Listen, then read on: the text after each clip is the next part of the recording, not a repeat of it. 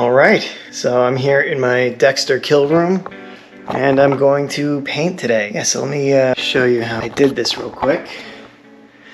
Stapled it along the top and then I put some boxes at the bottom and just kind of stapled them to the boxes.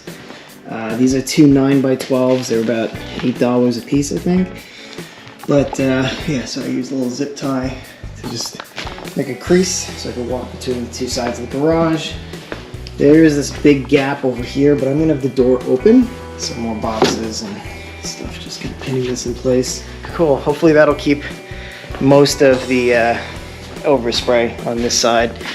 I might tape off that seam a little bit more, because you can see right through it, but hopefully this will be it. We'll see.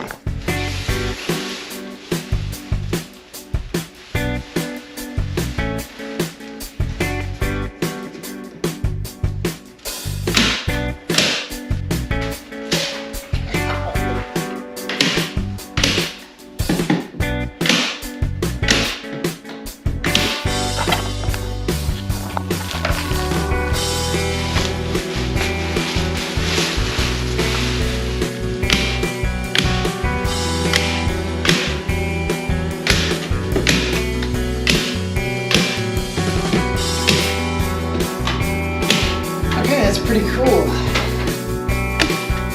I'm going to take this with some prep first.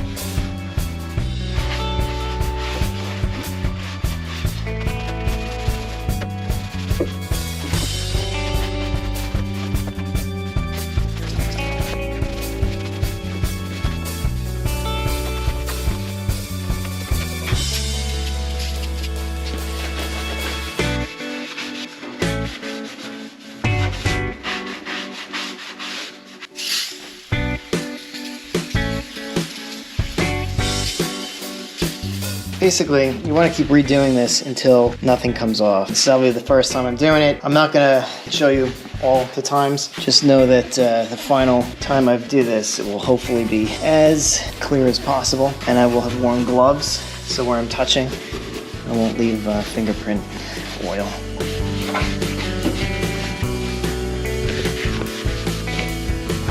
Alright, so I'm going to keep doing this. I have all this to do, and then we'll see where we're at. Whoa.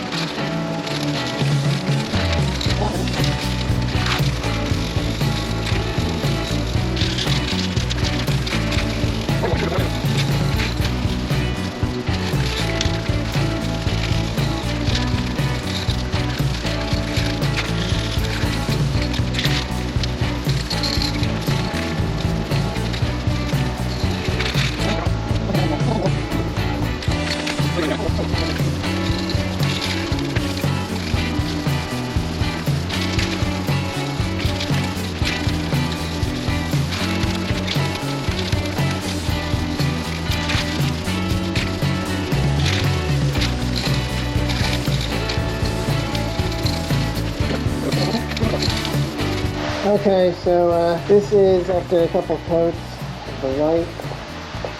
It's okay, not great, but it's white, still one color.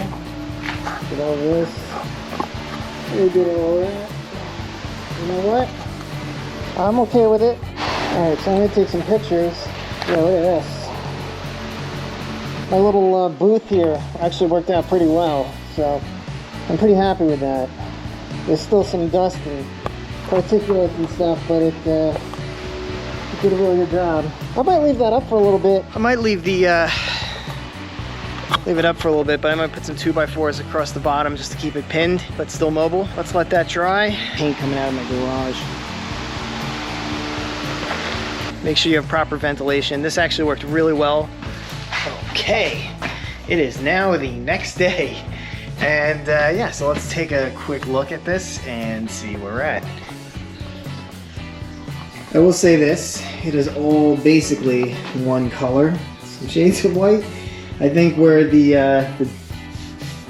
it's pretty smooth, but you can actually see a lot of where I really didn't do a great job of filling things and sanding and stuff.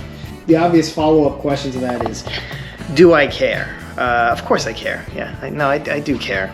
I will say this though. I believe it was Salvador Dali who said, "Do not fear perfection because you'll never see it."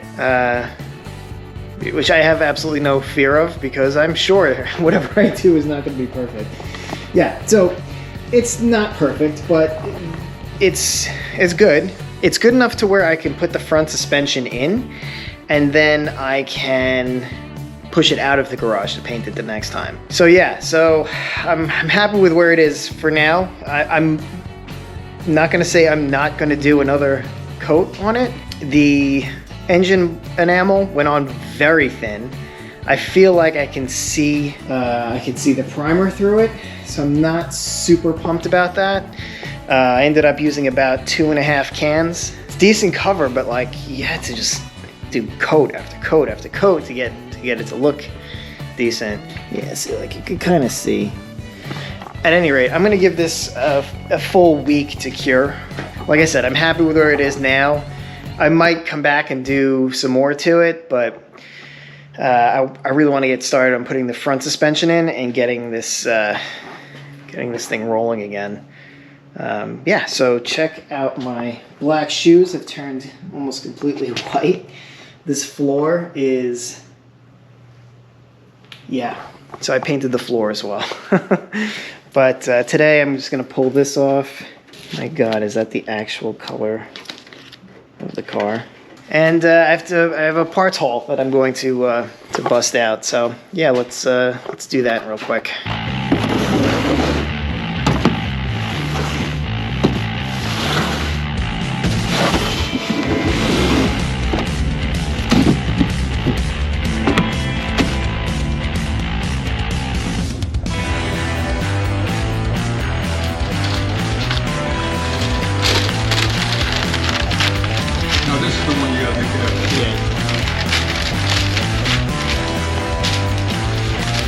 particularly in these areas.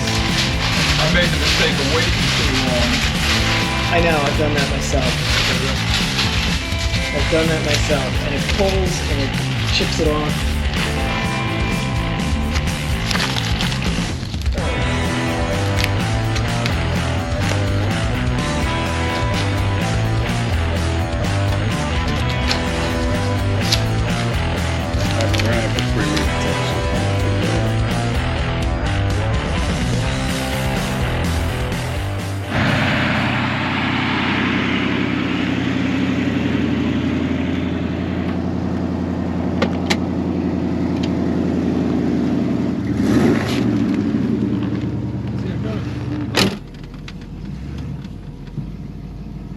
I think you could just drive over this.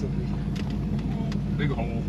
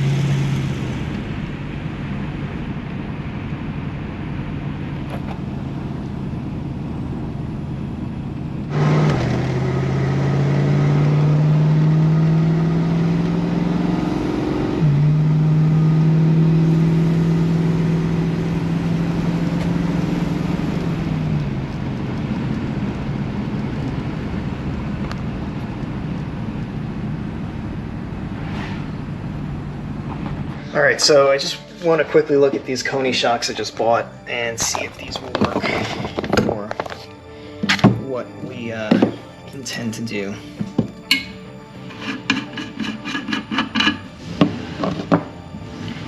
This does not.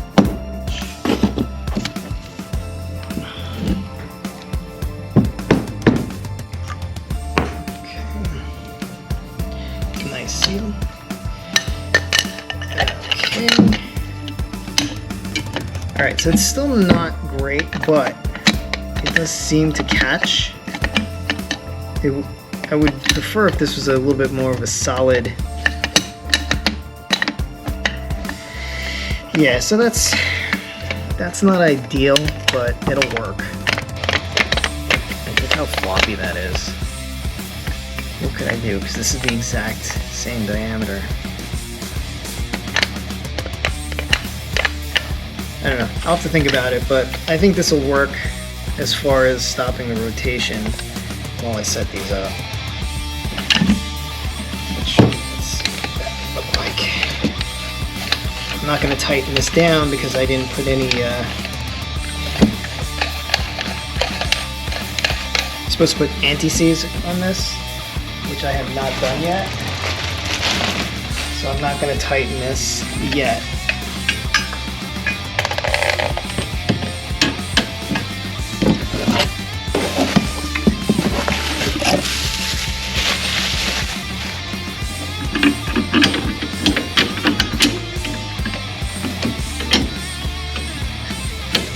It looks like we get a rust washer.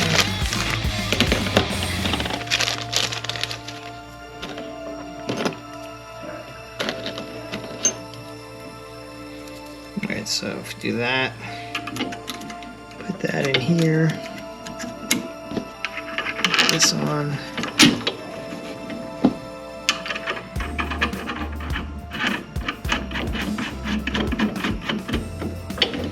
Cool.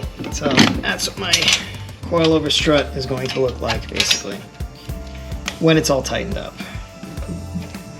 Very nice. Oh, since my camera completely spazzed out during the unboxing, I just want to run you guys really quickly through what I bought for my parts hole. This is a brake proportioning valve for the rear brakes. Pop rivets for the, if you see these brackets here, as well as these are all the ground effects brackets. Is nuts with butyl on them, as well as ribbon sealer for the quarter glass. This is a new Firewall insulation blanket. Rear brake lines for the rear axle. Some brake hard lines, hardline clips. I bought these. These aren't necessarily for the, they're not necessarily for this build, but good to have it. Doorbell molding kit. Large piece of fiberglass there is the, it's the headlight bar that you can put the headlights on. Cool, so just wrapping this one up. So we painted, came out okay. Ready to get this front suspension going. Cool, so thanks for watching. See you in the next video.